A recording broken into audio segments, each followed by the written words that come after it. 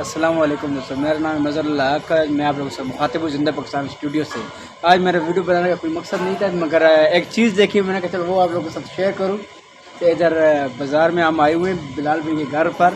ان سے شکنجی کا شربت بھی پیا ہے.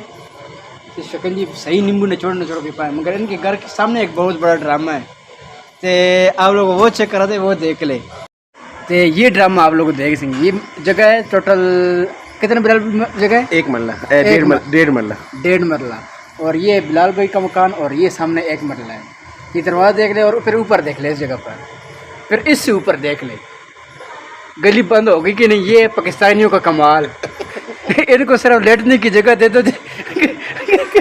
آگے بیٹھنے کی جگہ لیٹنے کی جگہ بنا لیتے ہیں. بیٹھنے کی صرف چاہیے ان کو، لیٹنے کی خود بنا لیں گے. دوستو آپ لوگوں نے پھر یہ نظارہ تو دیکھ لیا ہوگا پاکستانیوں کا. یہ آپ خود بتا سکتے یہ کام اچھا کیے کہ برا کیے. اگر اچھا کیے تو پھر کمنٹ سیکشن میں اپنی رائے کا اظہار لازمی کریں. کل ہم بھی پھر ایسے ہی کریں گے. ہاں بلال بھی کیسا رہا؟ ہاں صرف نیچے زمین انہی لوگوں کی ہے جن کی ہے جی. آسمان ہوا میں ہماری زمین ہوا میں سب کی ہے. میں نے 5 فٹ لینے ان پر پلر لگا دینے. اوکے اللہ.